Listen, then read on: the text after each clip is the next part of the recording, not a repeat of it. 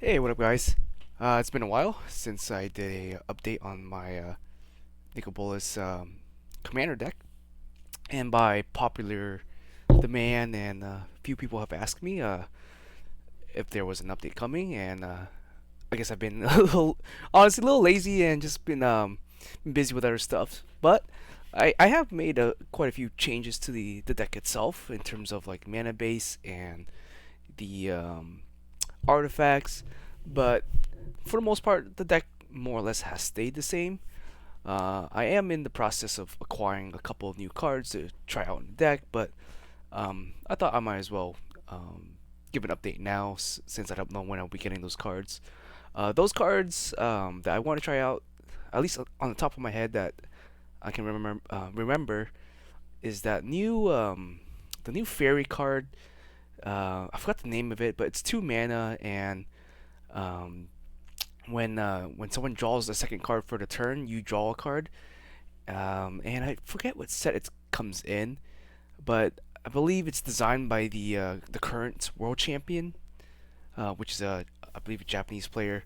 Correct me if I'm wrong. If you know what card I'm talking about, just go and put it down in the comments. I just right now I can't remember what exactly the name was, but it also has another effect where if you pay 4 mana, everyone draws a card, which would allow you to essentially draw 2 cards when everyone else draws a card. So it's a nice card. It's kind of like a Hull Breacher uh, from I believe Commander Legends or Modern. I forget what set Hull Breacher was from, but that card was banned about a year ago or so. But anyways, yeah, 2 mana flash, pretty decent card. I want to give that a try in this deck because card draw is good for us and it punishes our opponent for drawing too much. Same topic with that. I also want to try out Shieldred the Apocalypse. I haven't got my hands on her yet. She's quite expensive, uh, and I just haven't found one for a good price. Nor have I found the particular art I wanted. And I think I want to try one or two.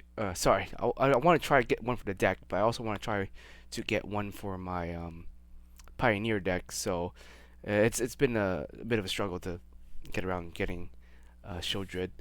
The 7 mana Shieldred is, if you have her, you can play her in this deck. It's not bad, but a little expensive. If you can cheat her out for sure.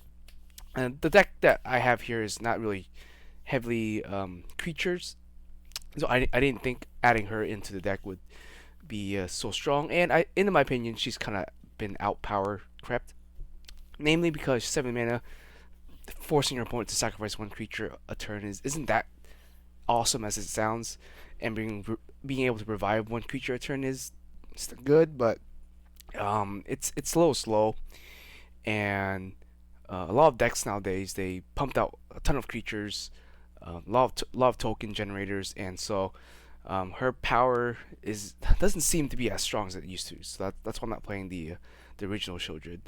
In terms of the other Praetors, obviously we can't play white or green, so Warren Klex and Elishnor are out of the questions. We are playing all the Jin Texas. Jin Texas has been really good as a control card. Urabrask not so great for anything in our particular deck. The new Urabrask might be playable, but he doesn't really synergize too well with the deck. He does force our or punish our, or he does punish our opponents for drawing a lot because it forces all their extra draws to be impulse draws, which is good because then they don't keep if they don't cast that card that turn, they lose that card forever. So there's a use case for scenario for him. The original Aura Brass is not too great. We're not really a creature deck, so it doesn't really help us there. And then yeah, so let's jump into the deck. Like I mentioned, deck hasn't changed honestly that much. There hasn't been any a whole ton of new cards that have come out that I've liked or that I wanted to try out in my deck. Um, and so more or less, I've been messing around with the mana base and um, the spells more, and like the interaction spells. So that's where my main focus so far is trying to get a decent sweet spot where we have a lot of interaction and ways to interrupt our opponent's play while also trying to generate card and stay alive essentially. So the deck, while it is very strong, and when you establish a board, you can dominate the whole game really easily as a control. Um, but you also risk dying really quickly too. In a lot of my games against my friends, they play very aggressive commanders, and they're well aware of what I'm trying to do. Establish control. Oftentimes they'll leave me alone if I'm not establishing too much, but once I start building a hand, or once I start putting stuff on the board, then they just kind of all turn towards me and try to get rid of me as soon as possible because they know once I establish um, my pieces, my permanents on the board, it becomes very difficult for them to win, and so I become like almost a arch enemy of the table fairly quickly because they know that I can once I establish control. It's basically just a game of choking him to death. So, yeah, it's one of those things. So, be aware. You have a potential to be arch enemy pretty quickly. Um, Even though obviously Bolas himself is not that threatening as a commander.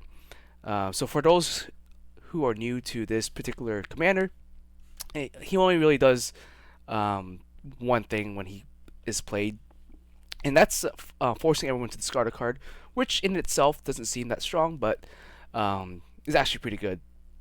At least in my opinion, because he gets instant value immediately on cast. So for free, you force everyone to discard one card. That can obviously be detrimental sometimes if someone's a reanimator deck, then that might be a little risky. But for the most part, just forcing everyone to discard a card is pretty good. His stats kind of allow him to survive most of the bolt checks, and then most of the time people don't want to remove him, especially if you cast him and he stays as a creature. No one really wants to touch him because then you just gotta cast him again, and then everyone's gonna discard another card, and so for the most part he's relatively untouched in terms of commanders that are kill on sight. When he does flip, though, let me show you the other side. When he does flip over to this side as a Planeswalker, it does cost 7 mana, so it's a little hard to flip. But I made a deck so that we can kind of turbo out a ton of mana rock and generate a lot of mana so that we can flip him as soon as possible. So once he flips, there's only really 2 effects that you're going to use. The draw 2 effect or the reanimation. So this deck is secretly a reanimator deck. His -3 allows you, or -4 allows you to reanimate essentially any planeswalker or creature from a graveyard. So either yours or your opponent's, which is really strong. So the strategy of my particular deck here is to do one of 2 things. We either establish control, or we try to cheat out some big creatures that are kind of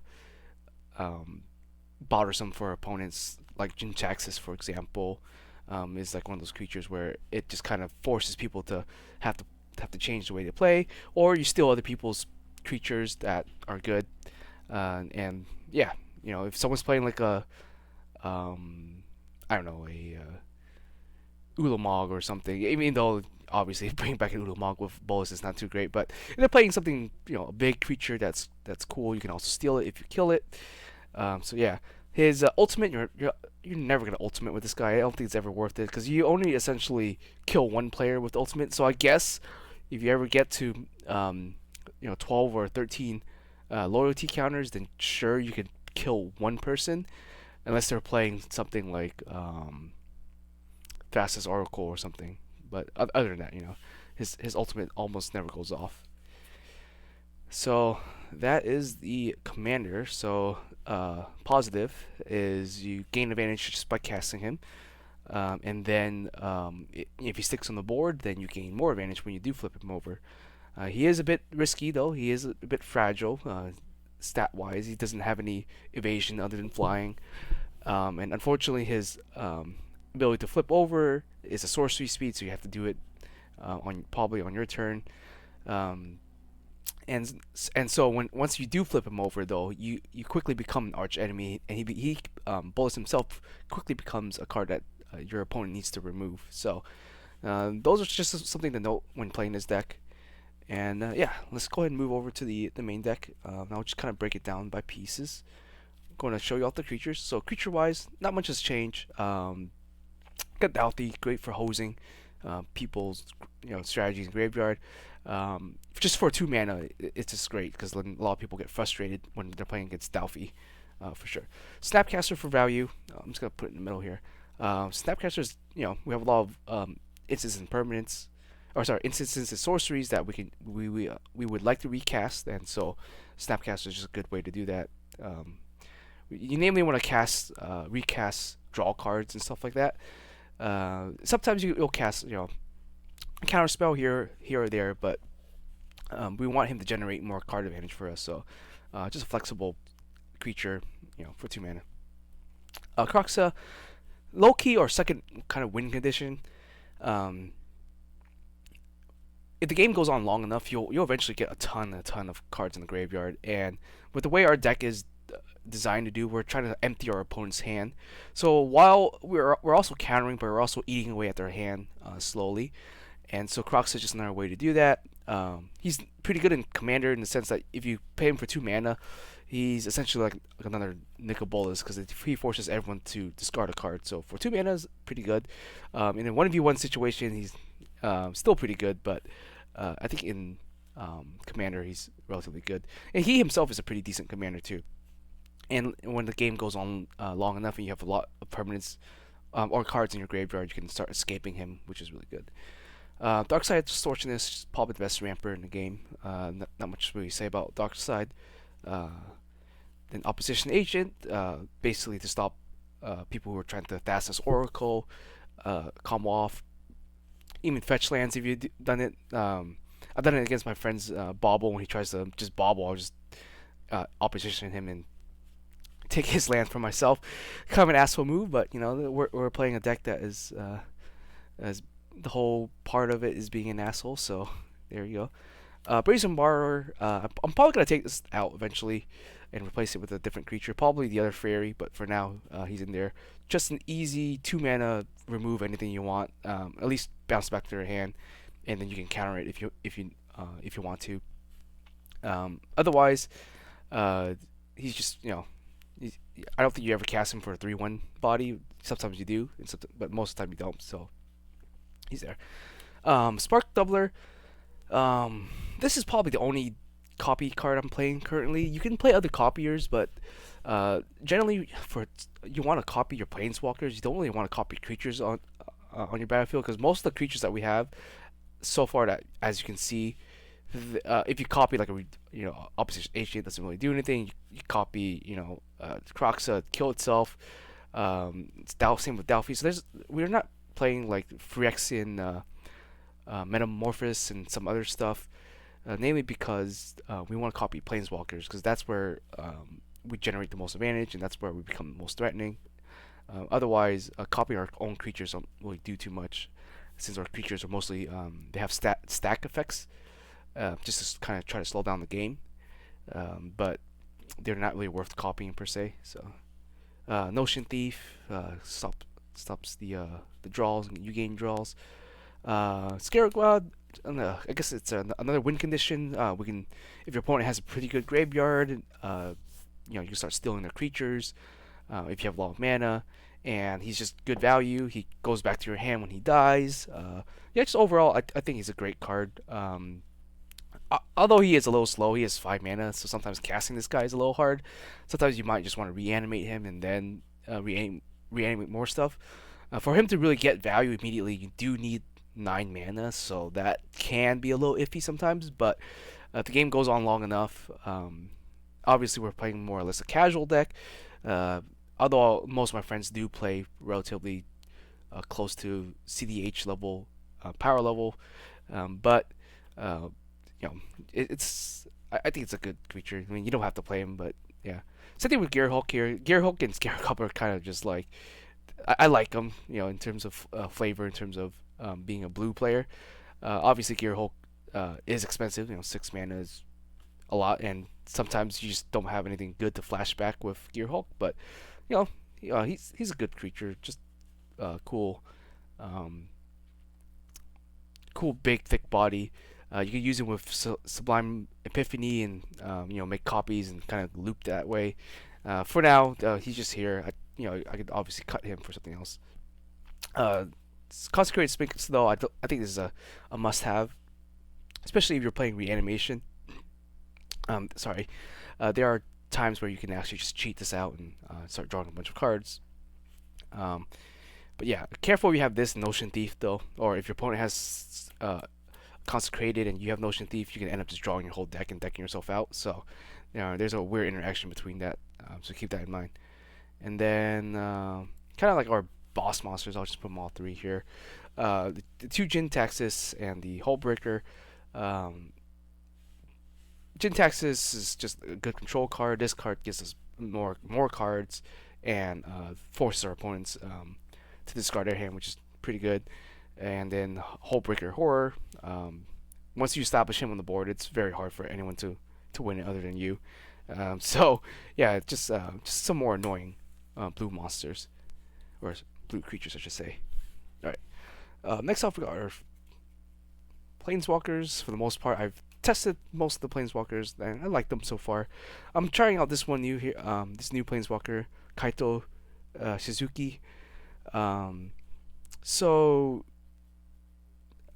he obviously he's kind of like just another looter, because we wanted to start dumping stuff into our graveyard, and I figure I'm trying him out just because he can survive a turn, and he can technically generate us a one card advantage. Although he is 3 mana, so it's a little pricey, but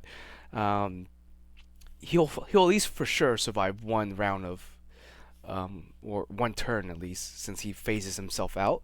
So I just wanted to try him out. I don't really have too much results or too much to say about him yet. I haven't drawn him in my games as recent, so he's still in sort of the testing phase. So we'll see if he does well or not. Dak Vaden has been an absolute powerhouse in most of my games. The fact that you can just loot for 2 cards, or I guess rummage 2 cards, or just steal an artifact is very strong in itself. You almost never ult with this guy, so don't bother ulting. It's kind of pointless. But yeah, the +1 and the -2 are just fantastic. You can steal people's, like Bolas Citadel, for example. You can steal just very valuable artifacts for just 3 mana. So I think that's really good on its own. And the rummaging effect is actually really good. I've done games where I had maybe like a Notion Thief, or I uptick target my opponent and then like flashed in a Notion Thief, and I drew like 4 cards and they discarded 2 cards. So there's interactions that you can do with that, which is kind of neat. But yeah, I think for 3 mana he's a really good planeswalker. And Narsetov is just, she's like not very survivable. She'll most likely die unless you had a huge board, or some way to kind of stop people from attacking you. But she gets some value, and she's kind of annoying in general, especially if there's a deck that's trying to will fortune or draw a bunch of cards. You can put this on the board and just force them to deal with it before they do anything else. Teferi, just another sort of looting card. He can protect himself a little bit, and generally he will never ult because everyone will start trying to focus him down once they see him on the board. But he's pretty good, or pretty cool that way. But he is 4 mana, so it's a little pricey to play. And last off, just the Bolas and the Ugin. I mentioned in my other video, I don't like the other Bolases too much. Maybe the 8 mana one, the Planeswalker one. I think it's called Nicol, the Planeswalker. Correct me if I'm wrong, but yeah, that one's not too bad. But for it is 8 mana, so. But remember, we are also in a reanimator deck, so if we do discard these to the graveyard, we can reanimate them with our commander. So it's like not like a huge deal. Ugin is just one of our ways to kind of answer enchantments. This deck just has no way of interacting with enchantments that at all. So Ugin is just one of those ways to do that. And Ugin's just a nice board wipe. And eventually, if they don't get rid of him, he can just win you the game. And then the other Bolas is pretty self-explanatory. They're pretty good for what they are. Although they are a little pricey. I mean, 5 mana, 6, 7 mana, 8 mana, a little pricey, but I think they're worth it. Every time I've established them on the board and have board wiped multiple times, and they generally just kind of win me the game from there. Alright, let's talk about some sorceries. So, we got the original reanimate here. Um, 1 mana to reanimate anything that we want is good. And we have 40 life, so we can pretty much reanimate almost anything. Even like a Eldrazi if you wanted to, although you won't get the Eldrazi effect. But yeah, reanimate is still a nice card. Banner Blast, just board clear artifacts. We have a lot of sweepers because we are a control deck and we need a bunch of sweeping. So, Banner Blast, good for that scenario. We have Demonic Tutor. Really, it could be any card you want. That's literally Tutor. It's 2 mana to be whatever card you want. So if you need you need a land, or you need to draw cards, or you need board wipes, why not two mana? Obviously, you can play other tutors too, but as I mentioned, I don't play too many tutors because this deck is not really a combo deck. We don't really have any crazy combos that we're trying to do. We're essentially just a value control deck, and we win based off of just stealing our opponent's stuff sometimes. So that's our main win condition. And that, or people just end up just scooping. I had a few of my friends know that they can't win no matter what they do, so they just end up just forfeiting, and so that's another valid way to win. One card I'm trying out here is Expressive Alliteration, just another draw card, basically like a ponder for me, but I figured might as well try to draw more cards, so playing Expressive here, but it could be whatever you want. Honestly, it's one of those flexible slots. Jessica's Will, really good, just like what's his name? Dockside, yeah, just like Dockside ramps you a lot. Granted, it's only red mana, but it's still nice to ramp and essentially draw 3 cards. So I think it's one of the best sorcery red for or sorcery cards for Commander. So yeah, Windfall. Sometimes we get the combo off. And the combo is either we have Consecrated Sphinx, we have Notion Thief, or we have Narset, or we have I think that's mainly it. Yeah, we have Narset, Notion Thief, stuff like anything that hinders our opponent's draw. This is really good. Be careful though. Sometimes your opponent has Smothering Tides, or they have their Narset or something like that. They flash in a Notion Thief, so you don't want to just cast this whenever you want, like just willy nilly. You do want to be careful about casting Windfall. Deliver Unto Evil, just another great value card. Since we toss a bunch of cards in our graveyard, we'll almost always get value with this thing. And especially if you have a Bolas Planeswalkers on the board, just being able to add 4 cards from your graveyard to your hand is really good. And we have a lot of free spells in the deck, and the free spells work with our with Nicol Bolas even when he's flipped.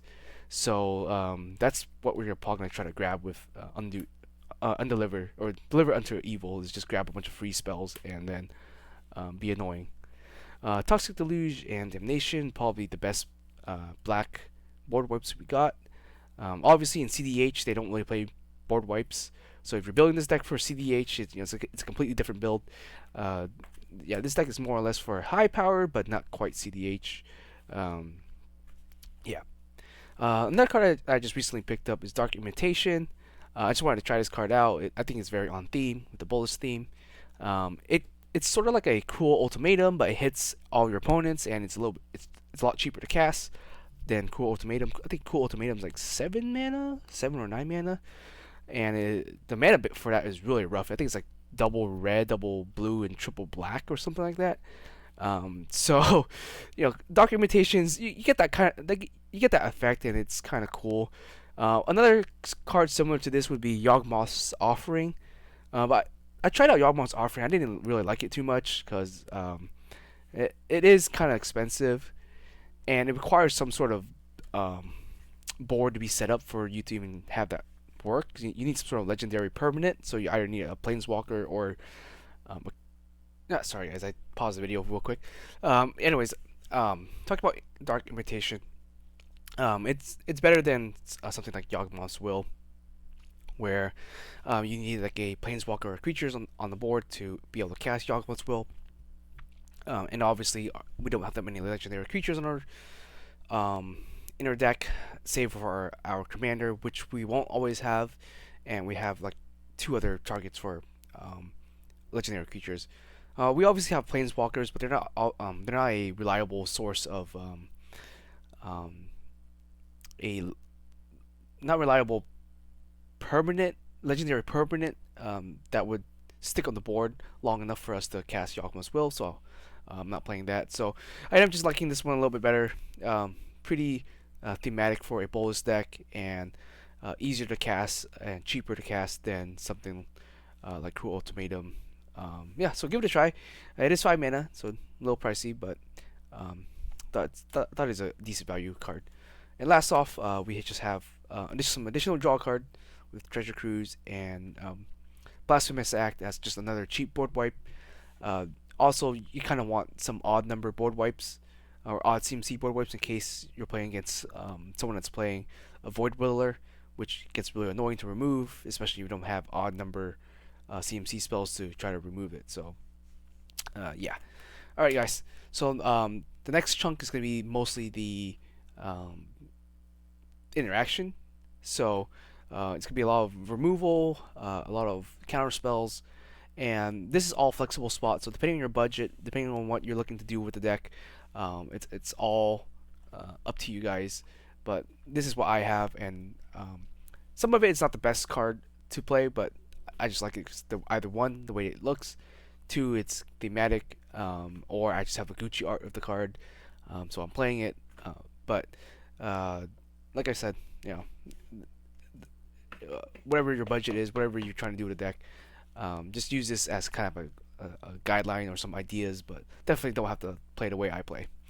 Okay, all right, so let's just go through some of the basic stuff first. So let's just start with the most expensive expensive instance that we're playing. So dig through time, just like Treasure Cruise, we build up our graveyard quite a lot for namely Treasure Cruise, dig through time, to reanimate also, and to also for Croxa. So we actually use our graveyard quite a bit as a secondary resource, either to get to make cards cheaper to cast with Delve, or to eat away with Croxa to just keep recasting him, or if we have something like a Planeswalker or a big creature in our graveyard, we can also reanimate it. So our graveyard is actually just like our second library. So great for that. And it's obviously some of these cards conflict with each other. Like sometimes you want to leave your graveyard as big as possible, so you have the widest range of cards to cast, but you don't always draw both Croxa and Dig Through Time, or you don't draw reanimation and said cards. So just whatever comes up first. If you draw Dig Through Time first and you need more cards, just get rid of your graveyard. If you have like 5 or 6 cards in there, just delve them away. But yeah, it comes down to the situation you're in, whether you want to keep your graveyard big or you want to empty out your graveyard, or if someone has grave hate, then obviously those cards become a little bit worse. But we have a couple of rummaging effects to kind of get rid of those useless cards, dead cards in our hand, and hopefully replace it with something a little bit better. All right, and then here are some other just good removal. Obviously, Psychotic Rift is kind of like a Brazen Borrower. And then when you overload this thing, it just hits everyone except for you, which is really good. Also, it's it's expensive. It's 7 mana, but you will get there pretty easily. And just another good board wipe. Chaos Warp, just another generic removal. Hits any permanent that you want, whether it's a land, artifact, or creature. Really good. Sometimes you hit yourself. Rarely do you target yourself, but I have done that a few times just to for certain things that I'm trying to save myself. Like I had one situation where my friend had a artifact that had an enchantment that if he sacrificed it and killed one of my enchantments, I would take 2 damage. I was at 1 or 2 health left, so I Chaos Warped my own permanent just as to get rid of it myself and force his spell to fizzle. Or if someone's trying to play like a copy card or something, trying to copy one of my Planeswalker, or try to take control of it with like a mind control card, you can just Chaos Warp yourself and then get a card off of it, hopefully. But yeah, so Chaos Warp, just one of those weird cards. All right, and then for the rest of the deck here, let's just talk about these first here then. So here you go.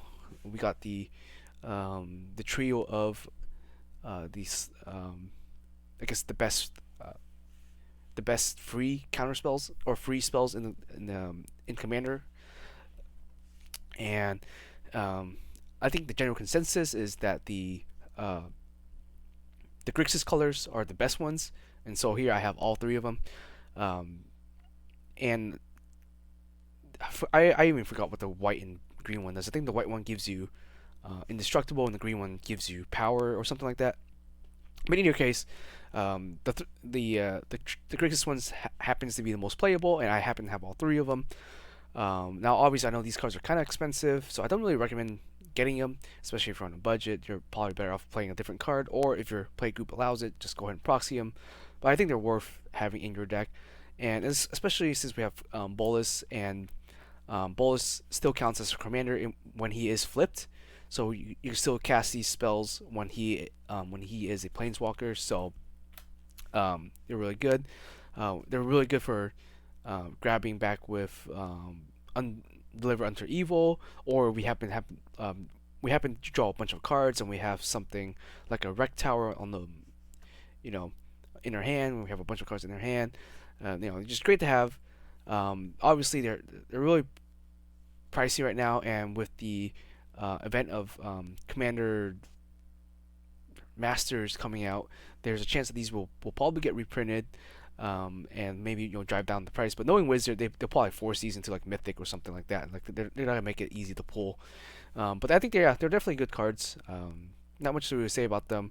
I picked them up when they were a little bit cheaper. I think I got these for around like 10-15 bucks. This is around 20 to 25 when I picked them up. This is about like 40 to 50 when I picked this one up too. So, but right now, yeah, I don't recommend buying them. I'd probably just wait for Commander, um, the Commander Masters or whatever to see what they have in there before you decide to drop on that.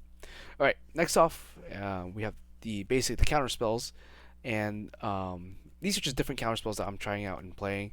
They can be whatever you want.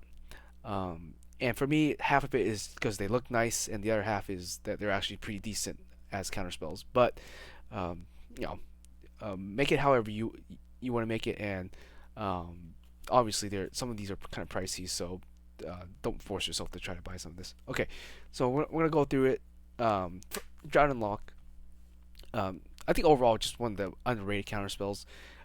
Good acts as removal and a counter, so definitely like it, especially in in Commander. People's graveyards gets really big, so might as well play it. And then we got our basic counter spell. Then got our more upgraded counter spell, and then I forgot to talk about that. I'll talk about this a little bit later.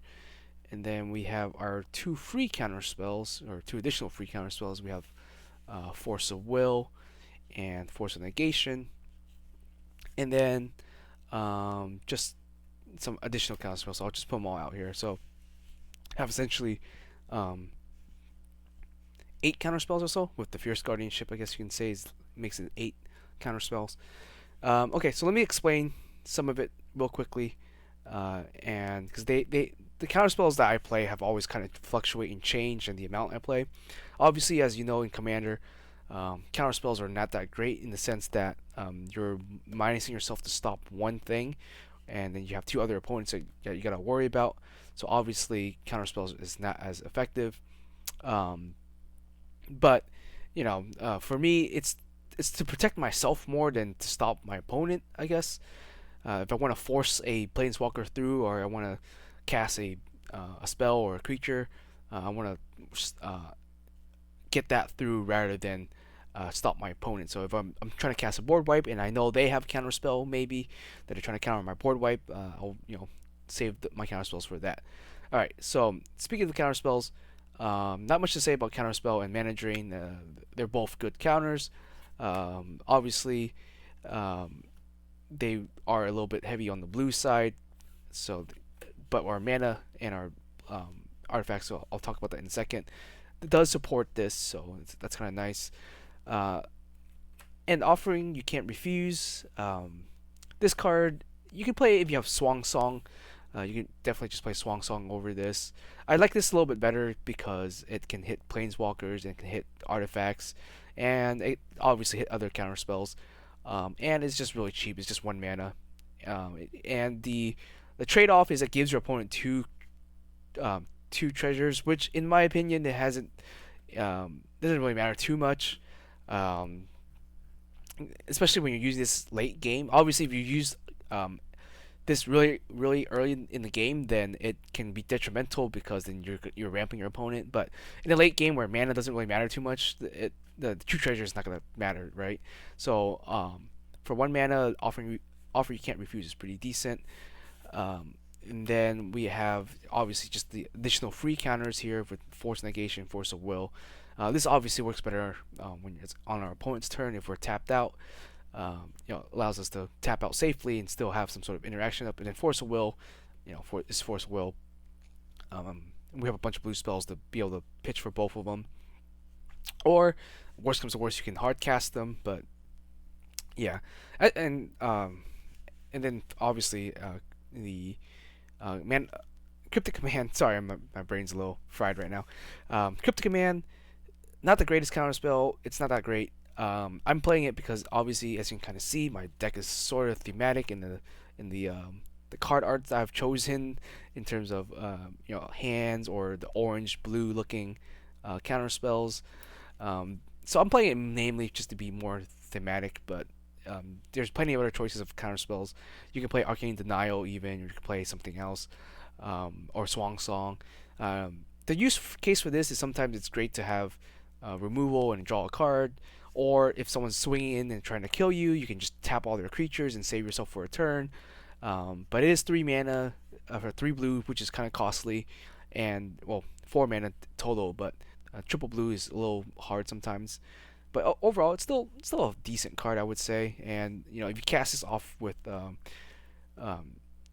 can get some additional value if you have like Hullbreaker or sorry, not Hullbreaker, Gear Hulk or Snapcaster, and if it's really late in the game, might be good in that sense. So that's it for the counter spells. I was playing Arcane Denial, but eventually I took it out just because I didn't want my one other friend to draw more cards. Essentially, there's always an argument between it. Either you lose a card, or you play something like Arcane Denial. It replaces itself, but you give someone else 2 more additional card, or you give them 1 additional card. It comes down to you. For now, I just took it out because I was running out of room, honestly. So, but yeah.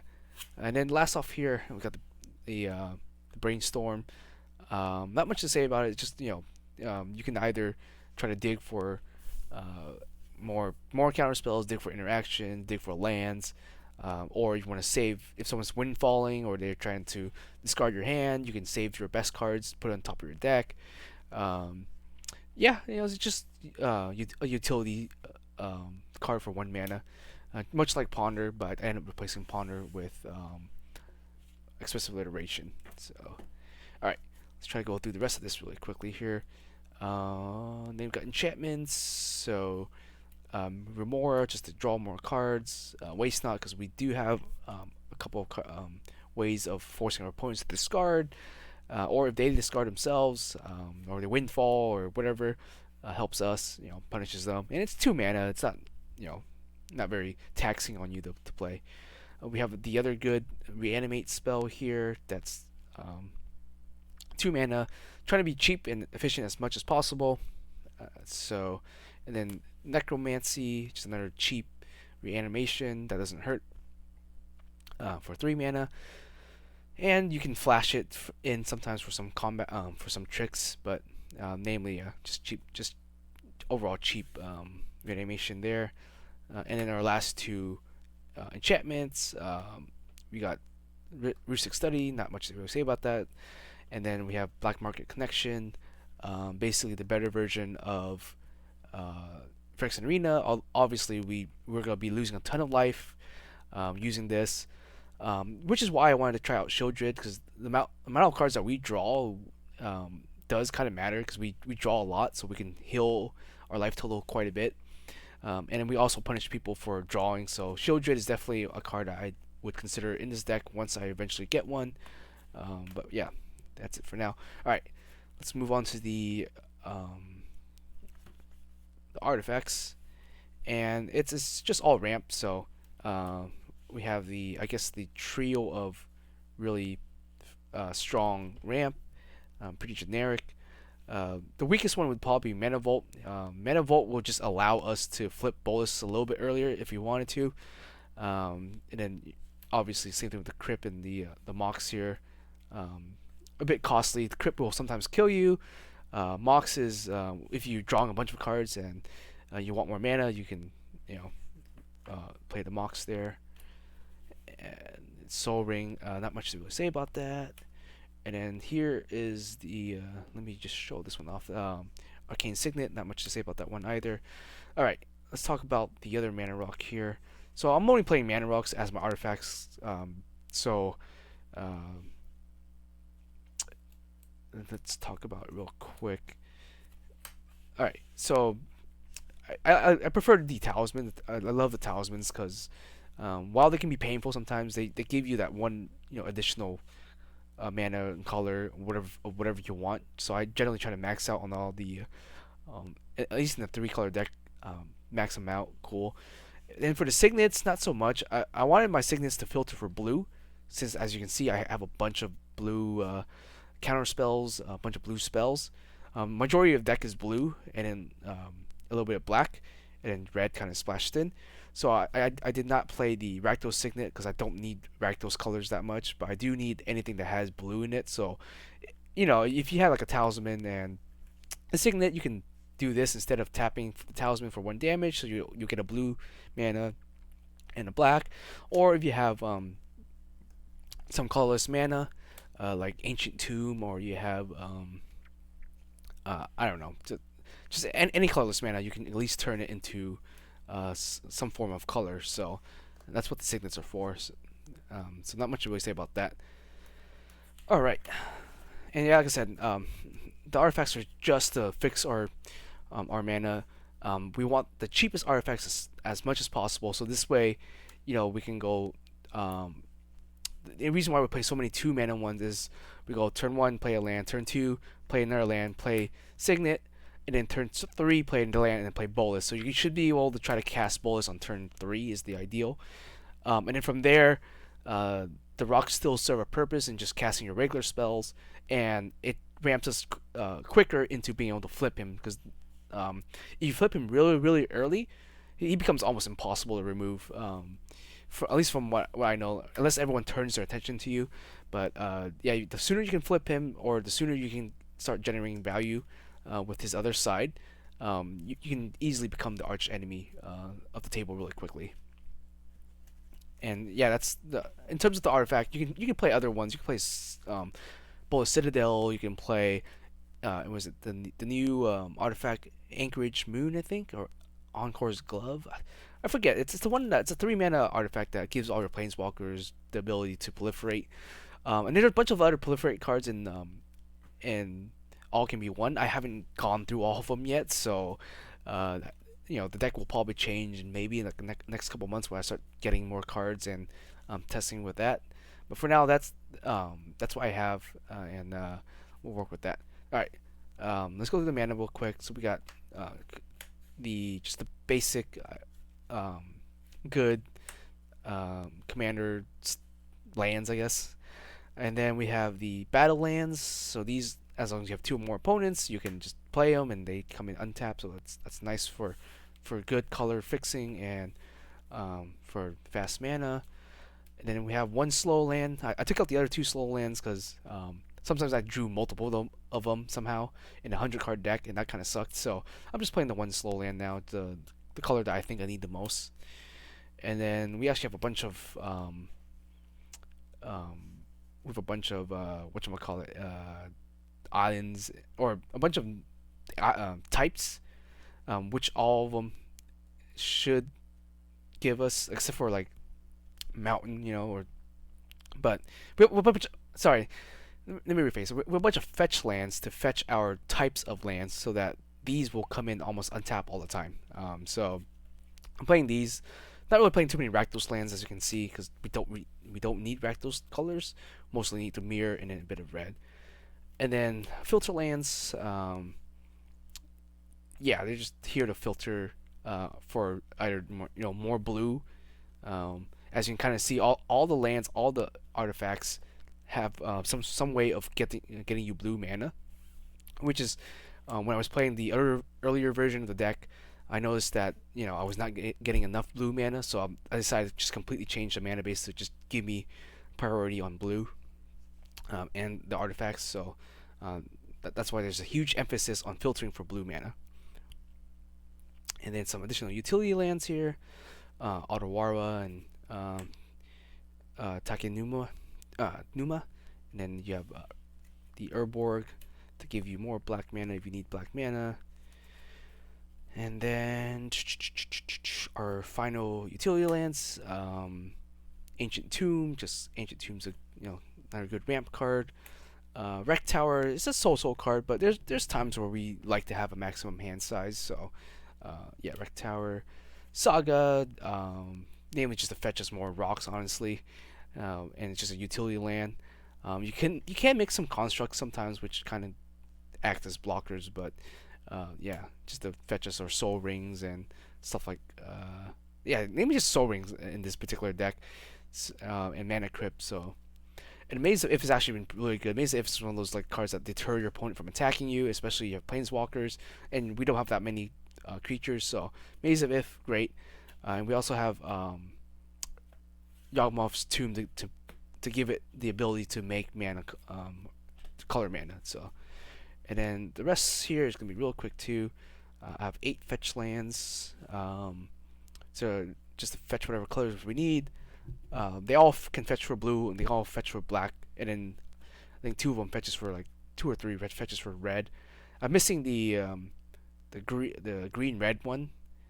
And then obviously the white green land I don't need. I think that's Wooded Foothills, if I'm correct. Yeah, I don't need Wooded Foothills, and I don't have the red green fetch. But the rest of these fetch lands can fetch you basically any land that you need. And in terms of our fetch lands, we got the Grixis shock lands and the trap the tap tri lands. Obviously, if you got the dual lands, the original dual lands, then go for it. But I don't have it, so there you go. And then just a couple of basics in case we're playing under like Blood Moons or Back to Basics, something like that. And then these, when you fetch for these, they don't hurt also. So more blue mana and just a couple of red and black. And yeah, all right, guys. So sorry for the long video. Just wanted to explain everything, all my card choices, and just kind of be thorough with that. And yeah, like I said, there's a couple cards I want to pick up. There's a couple of proliferating stuff, especially with the huge amount of proliferation in the format now. You can definitely build this deck to be more even super frenzy than the one I currently have. And in the future, maybe I'll look into that. But for now, that's all I got. I'll give you guys another update in maybe a couple months when I get the chance to play more, or if there's some new cards I finally get to add into the deck, then I'll give you guys an update.